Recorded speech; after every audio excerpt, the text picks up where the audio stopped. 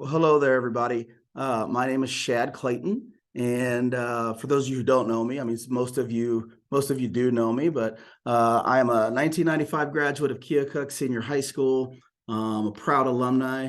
Just a little bit of background. Even though I've lived in Des Moines the last 20 years, I've stayed heavily involved in the community and keep tabs on things and try to help as much as I can. I had founded recently the Keokuk Hall of Fame Foundation. That was an organization we founded to bring our community back together and unite people surrounding and enriching our proud history of excellence in the fine arts and athletics and in academics. We were going to showcase that around events in the community to promote Keokuk and instill pride. So that was the purpose there. So I also was fortunate enough to lead the effort to name Vandenberg Field and Jim Kirsten Track, which incidentally enough is kind of the lead-in that brought this what I'm going to share with you tonight about, because as things began to unravel, I became aware of more and more information, and the cherry on the top was the heartbreaking article I read in the Daily City about a young lady, Lily Gilbert, track athlete, student, and it was heartbreaking to think about the fact of this young lady not being able to have or enjoy her senior night, and nobody really caring, nobody that's responsible, and we'll kind of do a deep dive into that later. But it was a personal hurt for me because I know what Jim Kirsten, the namesake of that track, done for this community through the track program. People who aren't from here might not realize that the Keokuk relays was the biggest relays in the state, second only to the Drake relays. It was a huge source of pride for the community, and now to see the fact of kids can't even practice, much less run on the track meet and have their senior night, and this all could have been avoided. So that there's a lot to go through tonight, and I'll get into that in a bit, but and I'm going to try to stay, on pace with that, because that was the start of things, but it unraveled into a lot more, and I'm going to share it all with you. This is actually going to be the first of a 3-part series, but this part here tonight, I wanted to do because I know that the board meeting tomorrow is going to discuss the quote unquote survey results of the facility improvements, which is that's another thing that I'll hit in this that is just very disappointing, everything surrounding that. But again, I want to preface this by saying some of the stuff that I revealed tonight is going to be shocking, probably going to upset some people, and that's okay, right? So the reason that's okay is because the truth is what matters. And I don't know how you're raised, but my mother raised me strong in my faith, and one of my favorite scriptures that you all probably know, James 8:32, or excuse me, John 8:32. Ye shall know the truth, and the truth will set you free. Beginning tonight, this will be a time of reckoning, because the truth is coming to Keokuk.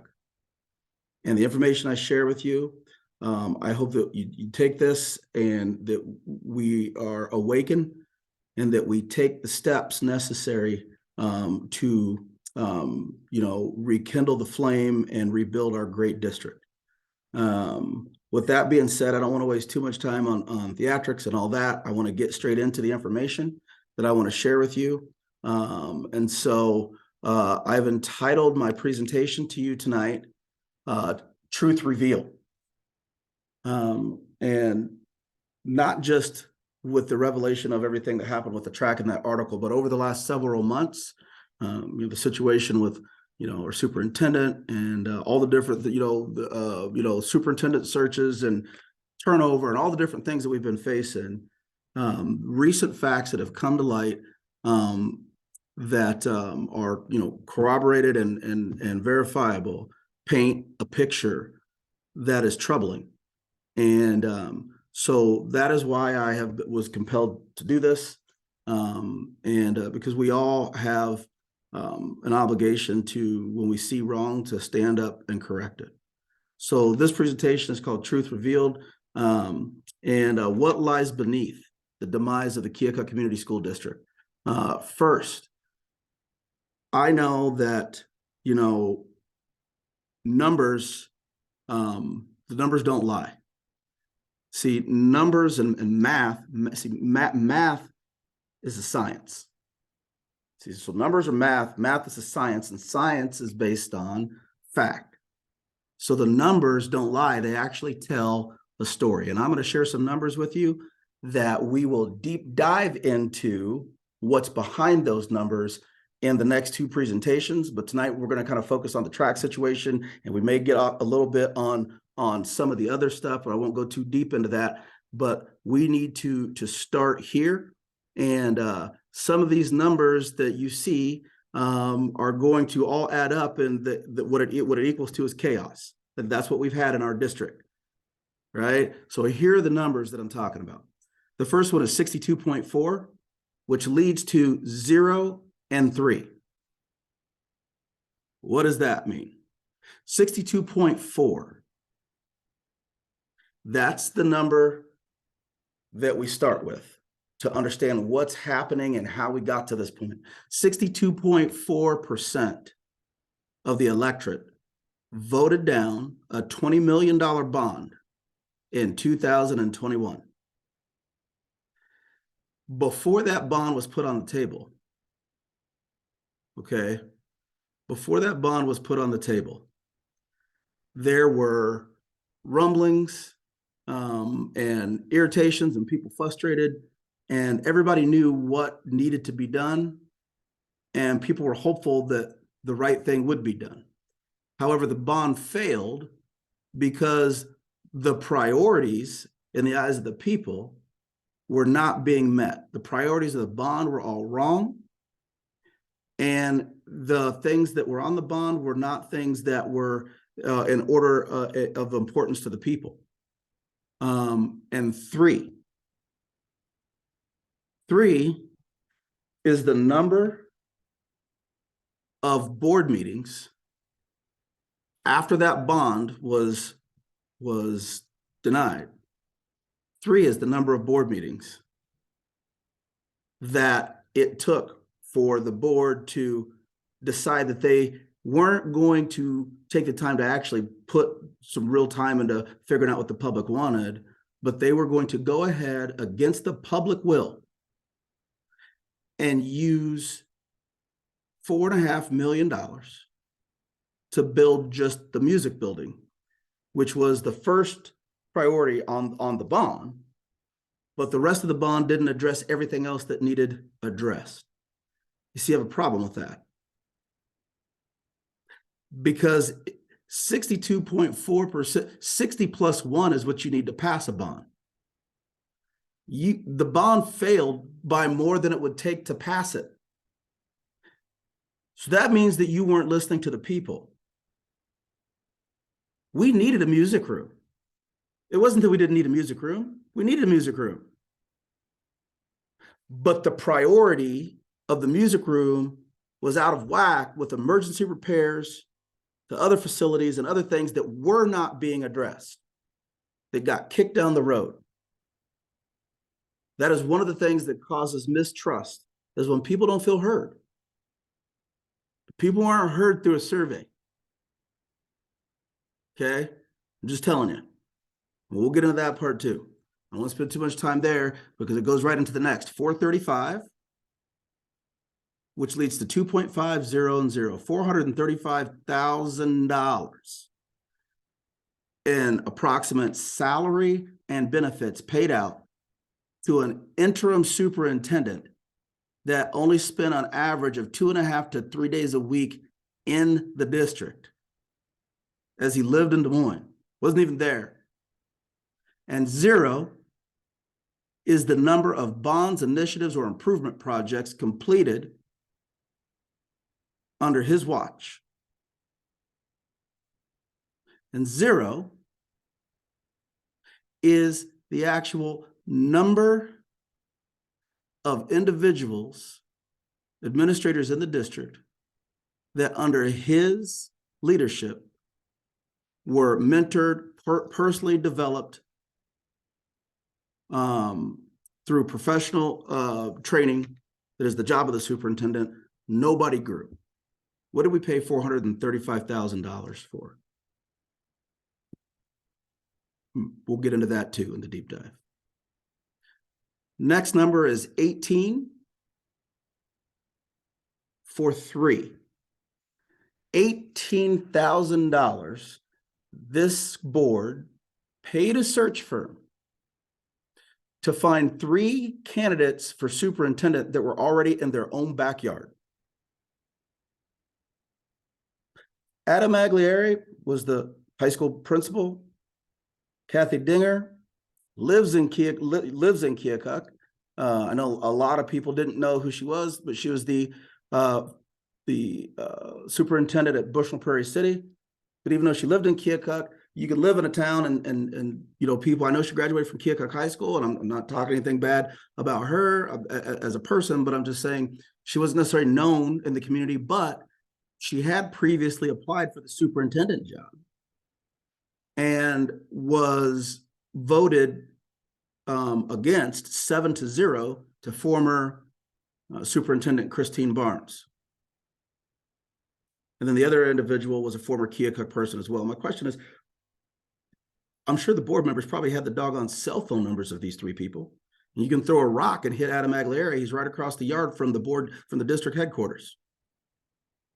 And so what this highlights is the financial mismanagement, lack of common sense and understanding of stewardship and financial prioritization by the board.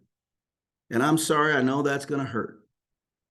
But the truth is, there's a lot more where that came from that's going to show just how mismanaged our funds have been and what it's costing you, the taxpayer.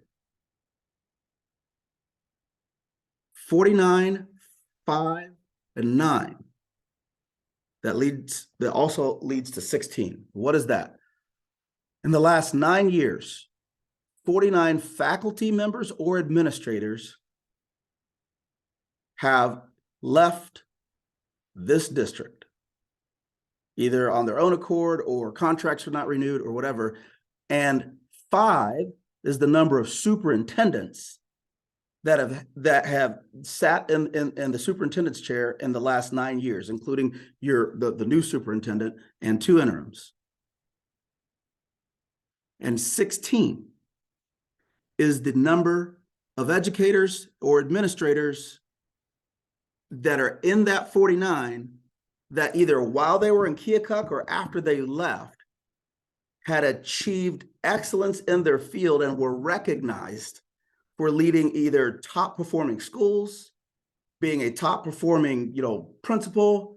One guy got, when he left, was principal of the year where he left from here. So the question is, everybody can't be bad. Why can we not keep good people? What's behind that? We're going to reveal it in this presentation. Good people, strong people, accredited, respected people have left. 49 total in 9 years is unheard of. Care what anybody says, but the numbers don't lie. My mom used to say, if every room you go into or every person you come in contact with, you have a problem with, you're the problem. What's the problem with our board? We're going to get into that. The last is 27. 27 is the number that I have personally verified and obtained documented proof, 27 ethics violations or violations of district code and state law by just 3 board members. Well, 2 board members and 1 interim superintendent, that we will expose over the next 3 presentations. So this chaos is what's killing Keokuk. And over the 3 presentations starting tonight, what I will do is, through information obtained through emails, private messages, text messages, personal conversations, even recorded phone conversations with individuals and myself, we will prove, and that's not including the documentation and board minutes that corroborate the timelines, that certain current and former members of the board of directors and other district personnel abused their authority by knowingly engaging in acts of collusion, coercion, nepotism, negligence, personal misconduct, violation of district policy, state law, and mismanagement of financial resources, including but not limited to using taxpayer dollars for personal gain, and the deliberate misrepresentation of material facts to the general public. None of what I'm about to share with you is opinion, hearsay, or hogwash. It's all supported by numbers, which numbers are math. Math is a science. The science is based on fact. So, as we get into our presentation, we are tonight going to just take a 30,000-foot view with this track situation. And I'm going to, start with that, because tomorrow is very, very important for you guys to understand and have the right view of what's actually happening and how disingenuous certain actions are by our interim superintendent and things that are happening from different board members. And let me just tell you, I would have preface this by saying, for a long time, right, you got to understand the dynamic in Keokuk. For a long time, there's been a contentious back and forth between those who support athletics and those who support the arts. So before I even get into this, I want you to understand that this problem has started long before any of us. The problem actually started way back when that high school was built. And the Southeastern Community College was still a part of the high school. And when Southeastern Community College left, a lot of the arts programs left and were not restarted by the high school. And so a lot of the arts people were left out. And ever since then, it's been a perpetual battle and deep feelings and angst and an attitude of that sports is taking precedent over sports, or athletics are taking precedent over fine arts, which I do not agree with. That nothing should take precedent over anything. Actually, what we need to understand going forward is support for all activities. That's full support to the maximum extent, available.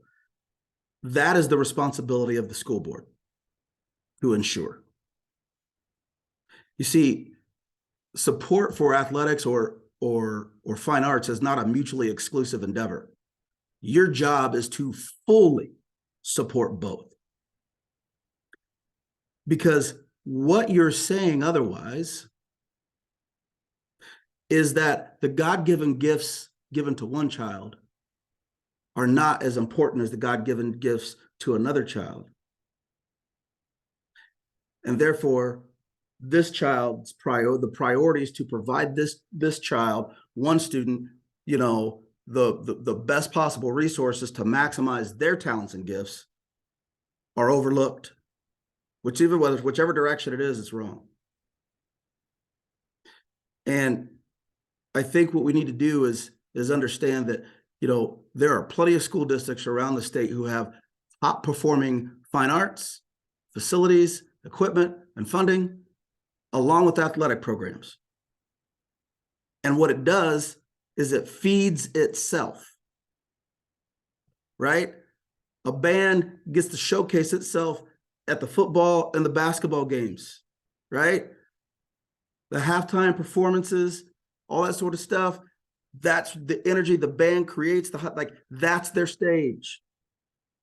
We also know, it is a proven fact, that 80% of the revenue from an activities athletic department is generated typically through a football program alone. And between football, track, and basketball, it's 95%.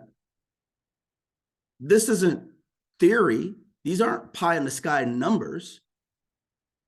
This is from my own research. I personally spoke with Wes Pohorsky at length, our Hall of Fame athletic director of Keokuk for over 35 years. And he was adamant the fact that just 4 football games would cover almost every other activity, or like he would like, hey, that covered the season, the expenses for basketball, this, that, whatever. That was mind-boggling to me.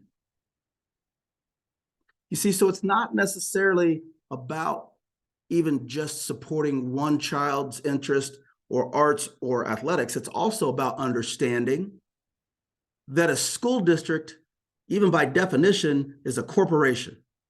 It's a business. And for what I'm seeing, board members current and in recent times, right, current and former recently, have been treating it like a personal clique club, that we're going to push what we want and we're going to ignore everything else. We'll pretend like we're listening, but the results say something different.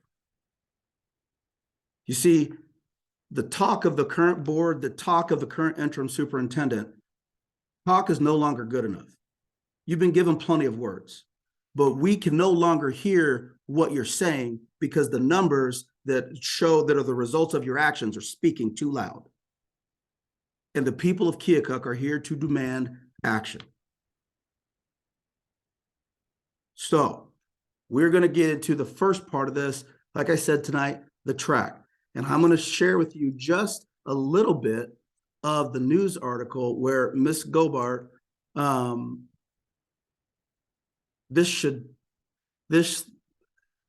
I'm going to try not to get emotional, but I'm going to share with you just a little bit about, to paint a picture here. Okay.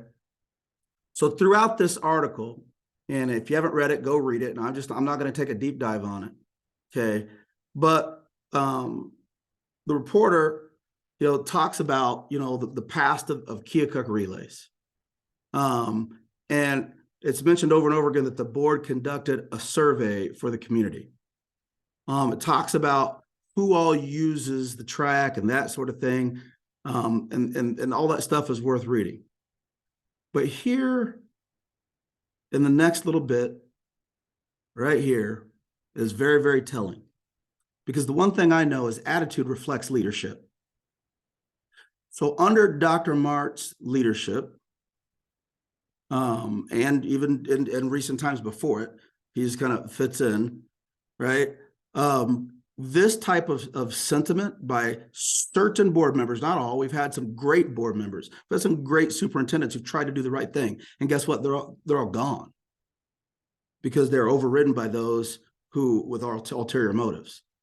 So Ms. Gobert was actually responded to by Dan Mart, and her quote says, "I was not happy with his responses," Gobert said, of Mart's communications.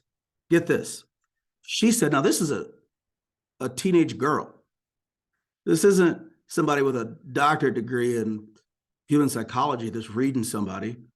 So she said, he acted like he wanted to hear what I had to say, but then he switched to, "I'm done listening." This is where I become not so nice. Dan Mart, I don't know who you think you are, but let me tell you that as the superintendent, you are never done listening. for a I don't want to call her a child, but for a young student to be expressing her heartbreaking concern to you, and for your response, no matter how long she wants to talk, to be, I'm done listening, really tells us everything we need to know about your style of leadership. See, you've never been listening because you're not here to listen. You haven't been, because your next statement says it all. You said, okay, that you are aware of the track condition, and that's why it's included in the survey.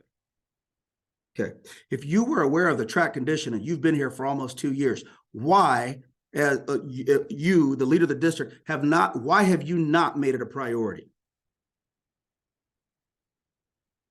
Where is your leadership? Secondly, a survey is not do you need a survey to figure out that something needs fixed? So let me get this straight. If I go to the emergency room and I'm bleeding from my neck and from my chest and from my head profusely, and you ask me, hey, could you fill out this survey because I need to kind of understand what the priorities are of fixing all of it. Is that hard to figure out? Your responsibility is to figure out how to do it all. And don't tell me it can't be done. The money's not there, because I have got the documentation to prove it. It's not that the money's not there. It's that the will and the desire is not there, and your priorities are backwards, just like the bond was. You said you're aware of the condition, and that's why I said the survey. Well, guess what?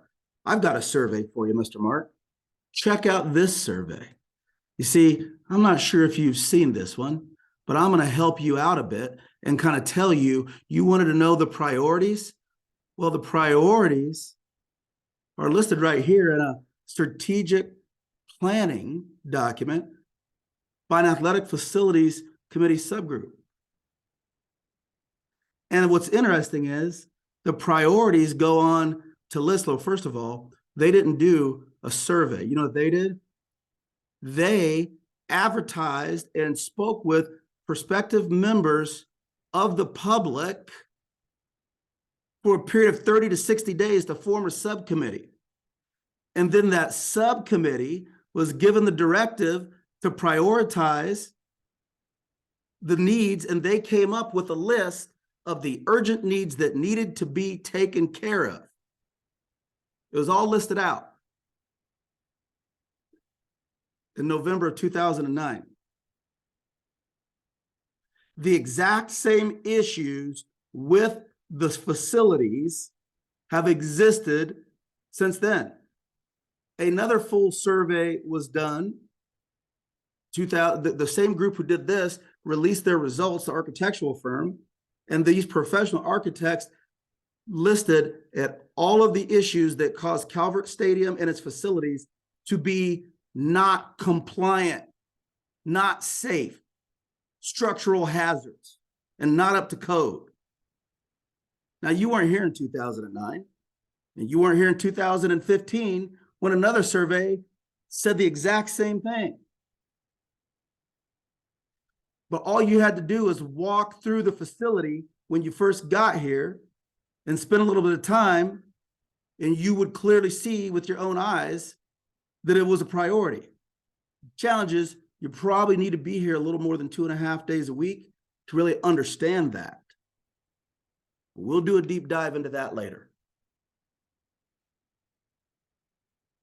Going forward with the presentation, you will see that Jim Kirsten track, just like Lily Gobert said, not just an eyesore, it's a hazard.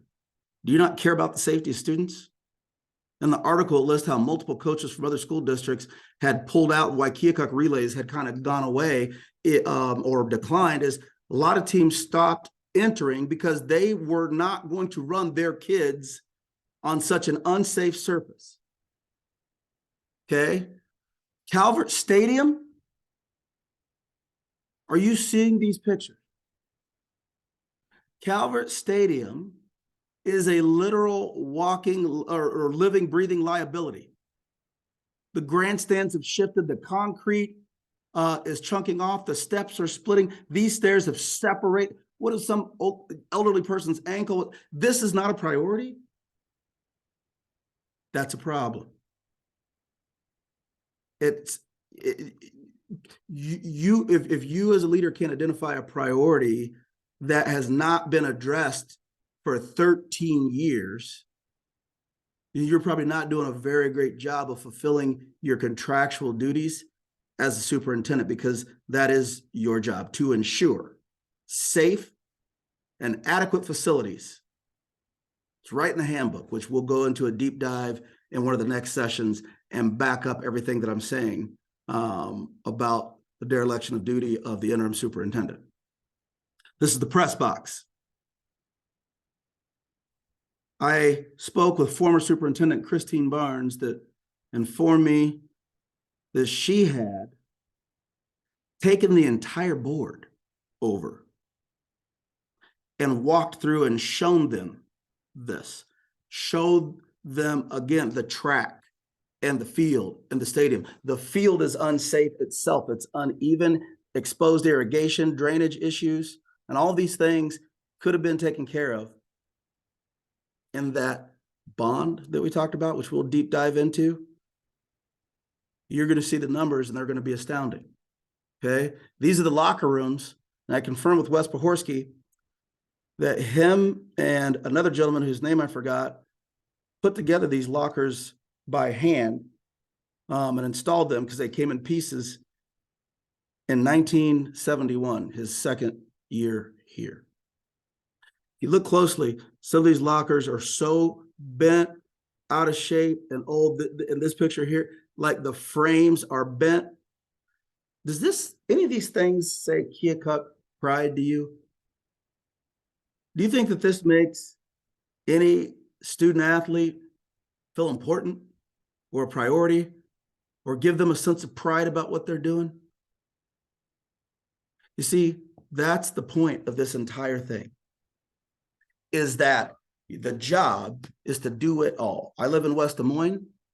My son, I have a 10-year-old and a 6-year-old son, and he's excited to live in the Valley School District. He's excited. He's like, I can't wait to get to high school, play as a tight play. Why? He says it all the time. You know, when he says that, when we walk through the football stadium and onto the track and he's gotten to go into the locker rooms, and we go into the basketball gym.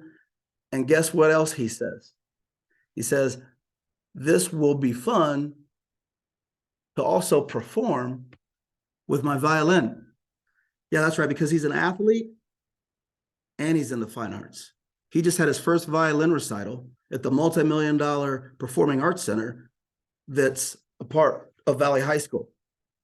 And if you've ever been to Valley Football Stadium, you know it's one of the most state-of-the-art stadiums around. We don't have the money of a Valley, but money is relative. We don't need a stadium like they have or a 2,000-seat performing arts building. But we could have it all. We could have it relative to our financial situation if working together had been made a priority. So here's the thing. Let me share with you part of the basis for my outrage and what we should do, what's going on. First of all, let me just say, I'm going to stop sharing my screen for a second and just kind of say some of this stuff. First, the bond that was voted down by the people included in it like a $12 to $13 million brand new elementary school that was not necessary, not needed. Nobody in the community had asked for it. It was the pet project of the second person that I have a challenge with, the person who we will do a deep dive in as well into his violations of ethics, state code, board policy, is Russ Durr. Yep. See, a lot of these things that I'm going to go through, the other part of it is a lot of you already know and are aware of. But through manipulation and intimidation and smoozing and colluding, Russ has weaseled his way into, getting certain people to trust him and getting things that he wants and pushing agendas, while people who get in his way find themselves ousted. Those days are over. Because also as a part of this 3-part presentation, I will expose what he and Denmark have done, I believe purposely, because the details indicate planning of manipulation and control of the district. So Russ Durr's bond, that was his pet project. One of the things of ethics violations that I'll disclose to you first is in that bond, one of the sites listed for the new elementary school was property that was owned by him. The other thing is in that bond, which we will go to right now, and we'll just kind of read about it, okay, what the plan details were, just so that we're all on the same page. And, this can be understood clearly. To share my screen again. So here were the 4 priorities. Addition of a performing arts space, that was number 1. Construction of a new 3 to 5 building. We didn't need a new 3 to 5 building. Okay. They talked about closing Torrance. Only thing that Torrance, they said, Torrance is approaching 100 years old. Okay, that's great. We put the pre-K, you could have put the pre-K like we've done already, either in Hawthorne or George Washington, and call it a day. The upgrades to Calvert Stadium, they said they're upgrades. I want you guys to take a look at this. This is part of why this bond got voted down. The upgrades to Calvert Stadium that could have been starting this fall, or to make it handicap accessible, that was nowhere. No, it's about making a certain section of the home seating handicap accessible. Well, that was nowhere on the list. That's great if you do that, but that's not a priority. Do you think that's a priority over crumbling concrete and a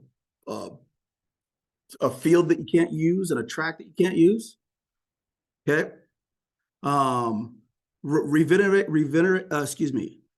the restrooms, press box and concession stand, which were listed concerns, but those weren't priorities.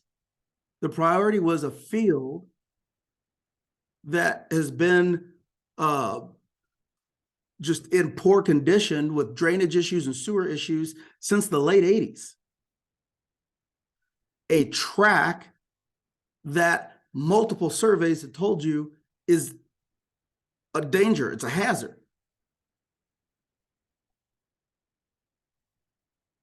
And then an addition of a multi-purpose room at Hawthorne that doubles as a cafeteria, because the gym currently doubles as a cafeteria. Was that a priority? Was that an urgent need? Yeah, it'd be nice, but was it an urgent need? Was that a need that was listed 13 years ago?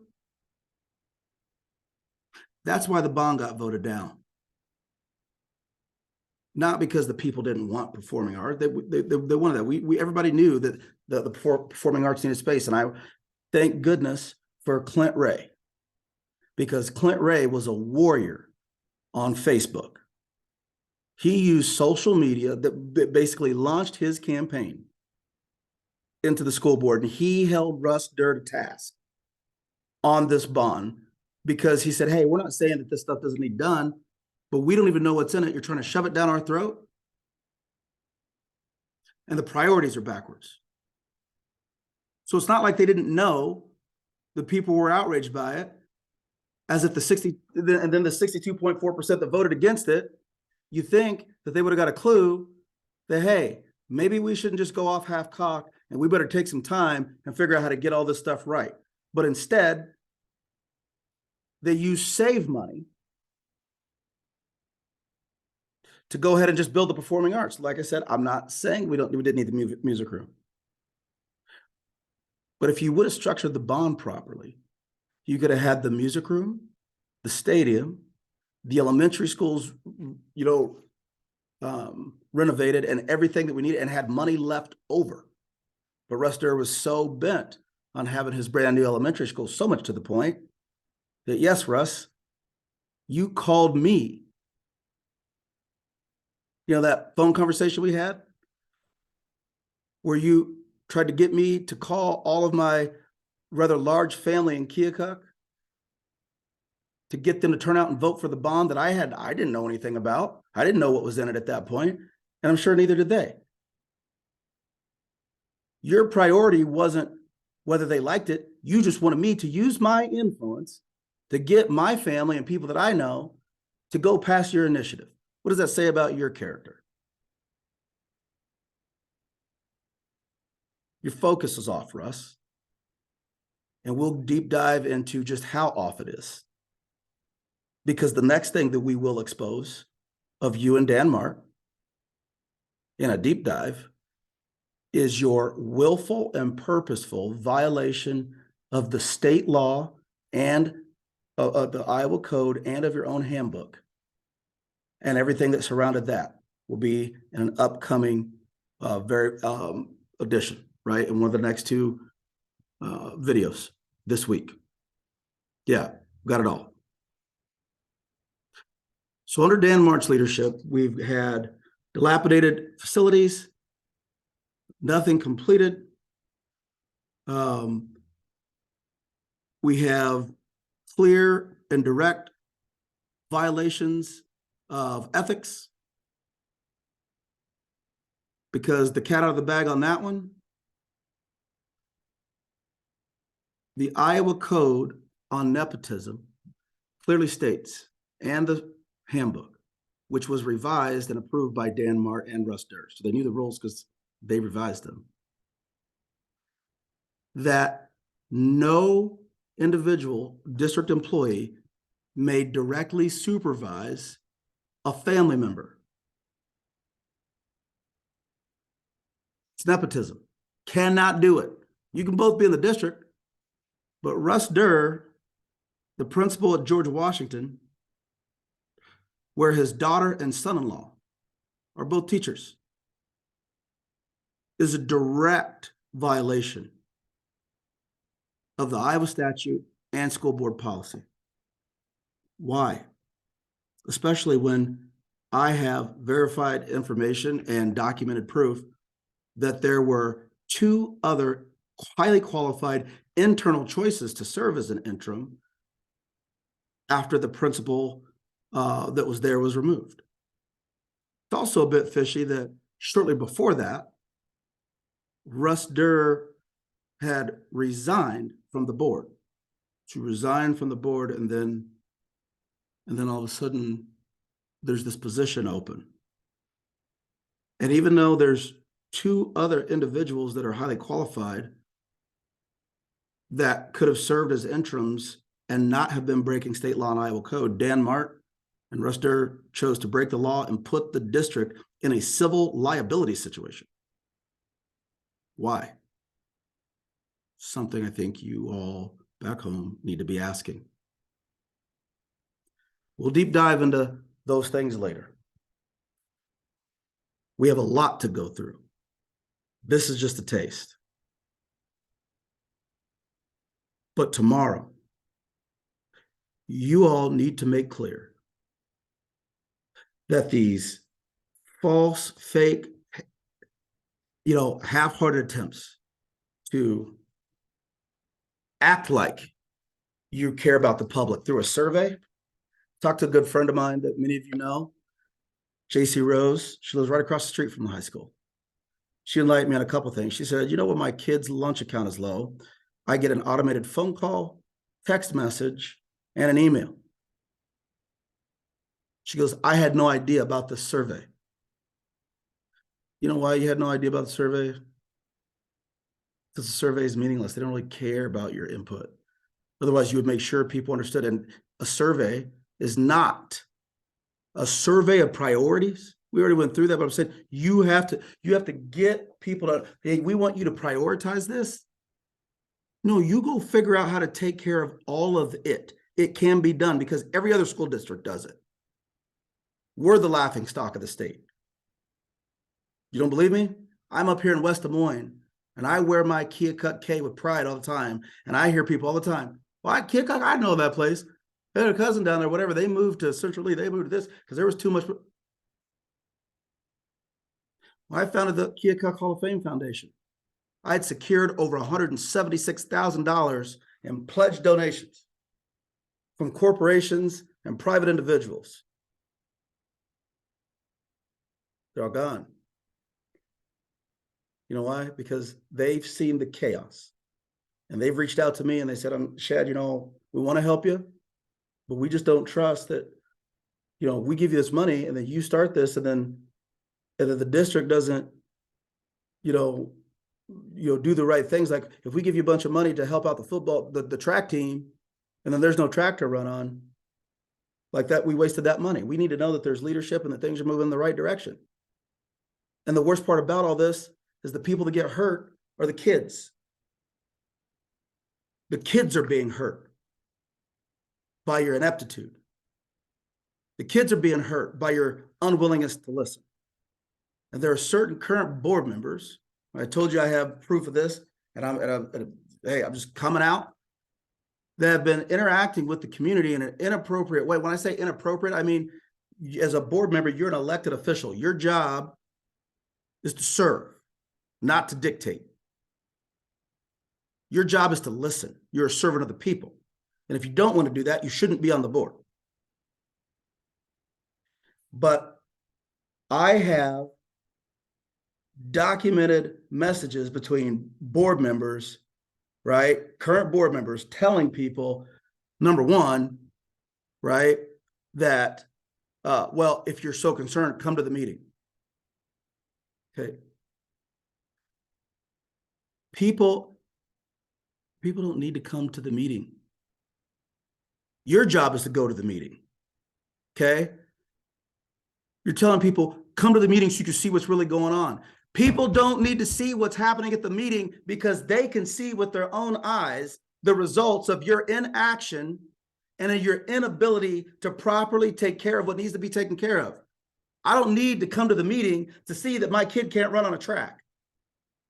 I don't need to come to a meeting to see that the football stadium's falling apart, that, you know, you're using SAVE money to put the roof on the middle school when it could have been a part of the bond that had a bunch of jacked up priorities. You used $2 million to do that. And the public's the bad guy? That was very disappointing. And this board member, you know who I'm talking about. Okay, I ain't gotta name you by name, but you know how you interact with people. And then telling them that it's inappropriate for them to, you know, the Facebook is not the right place for you to air your concerns. It's like the pot calling the kettle black.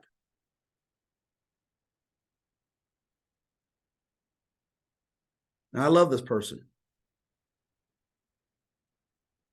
but this is tough love because I ain't sugarcoating. I ran for state senate. I never sent out a survey to ask people what they wanted out of their next District 16 candidate for the state of Iowa. You know what I did? I knocked on doors. I held town halls. I listened to people. I was kneecap to kneecap with them, empathizing with them because I cared about them. Your actions aren't showing that you care. If you're short with people that are voicing their concerns because you don't want to hear it, get out. Because the people of Keokuk deserve better. And we're going to get better. We're going to get better. Because the people of Keokuk are going to unite and we're going to begin holding people accountable. There are 4 board seats open this fall. And I am personally going to be heavily involved in recruiting, training, developing, promoting, and campaigning for and organizing campaigns for 4 candidates that we could find and promote And we've already got some great possibilities that are people of integrity. They're going to help us do the right thing and get this thing on track. So that's why you need to be there tomorrow night and let them know that you don't give it ain't about the doggone survey. We have 80 people respond to them. Half the people didn't know about it. You don't need a survey to figure out how to do what's right. You do what's right. And that's all we're expecting. People of Keokuk, you need to show up tomorrow night. You need to ask these questions, why we spent almost $500,000 on a superintendent that accomplished nothing. We need to ask why we're spending thousands of dollars for that same superintendent to go do personal development all over the place, Texas, California, so that he can get his next position. The district has been paying for this person to attend seminars and classes and training sessions to further his career. He's an interim. And now he's going to be an AEA director in another area because of what Keokuk Community School District paid for. Same thing with our interim curriculum director. Same thing. The person is an interim and we're paying for them for development and they're here for a year. Why? This is not acceptable. This must and will change. But it's only going to happen if we take a stand. You need to call everybody you can call. And you need to get a hold of people. Show up tomorrow. I'm going to do my best to log in by Zoom because I want to see and hear everything. I want to hear the justification for these things. And this is a time for action. So this is the first part of a couple-part series. Share this. We will be providing you with a lot of resources, places to look, documentation, and things of that nature. All the stuff that I uncovered through board minutes, I'm going to be posting links, and you're going to see a clear picture of what's happening. And we got to start tomorrow. God bless you. God bless Keokuk. God bless America. And if any of you need me, you know how to reach me. I'm not hard to find. Talk to y'all soon.